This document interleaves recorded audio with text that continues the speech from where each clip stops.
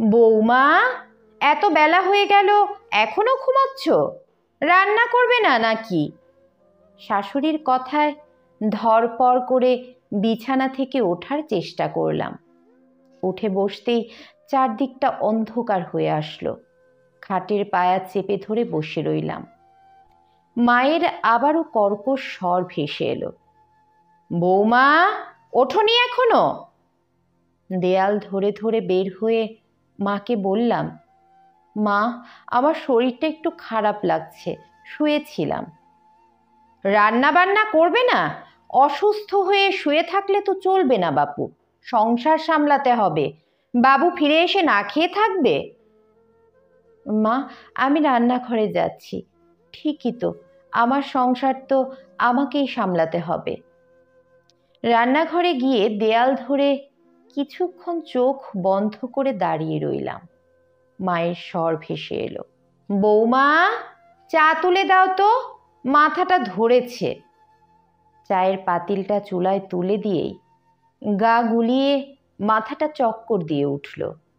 তবুও নিজেকে সামলিয়ে আগুনের সামনে দাঁড়িয়ে রান্না করলাম। বিকেলে ভীষণ অসুস্থ হয়ে পড়লাম, গা পুড়ে যাচ্ছে জ্বরে। স্বামী ফিরে এসে বলল, এই অসময়ে শুয়ে আছো কেন? কাঁপা স্বরে বললাম, জ্বর এসেছে বোধহয়, কপালে হাত দিয়ে দেখবে একটু। স্বামী শার্ট খুলতে খুলতে বলল, কপালে হাত দিয়ে দেখার কি আছে, জ্বর হলে তো বোঝাই যায়। মন ভার করে আর কিছু বললাম না। রাত হতে হতে আরো অসুস্থ হয়ে পড়লাম। সন্ধ্যায় ট্যাবলেট খেয়েও কোনো কাজ হলো না। শাশুড়ি মা ঘরে এলে স্বামী বলল, ওর তো খুব জ্বর মা। শাশুড়ি মা বলল, ওর বাড়িতে ফোন করে বল আপনাদের মেয়ে অসুস্থ, ওর মাকে আসতে বল। ওনার কথায় স্বামী ফোন বের করে কল করবে।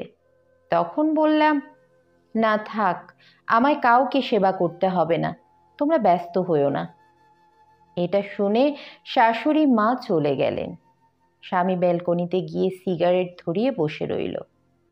মনে মনে ভাবলাম, এই শাশুড়ি, স্বামীর সামান্য অসুখ হলে আমার রাতের ঘুম উড়ে যেত, সেবা যত্ন করে সুস্থ করে তুলতাম। আর আজ আমি অসুস্থ, সেবা করার জন্য আমার মাকে আসতে বলা হলো। সুস্থ হয়ে স্বামীকে ডিভোর্স পেপার পাঠালাম, সাথে একটা চিরকুট। অসুস্থতায় যদি নিজের মায়ের প্রয়োজন হয়, তাহলে সুস্থ অবস্থায় পরের মা ছেলেকে কেন পালবো?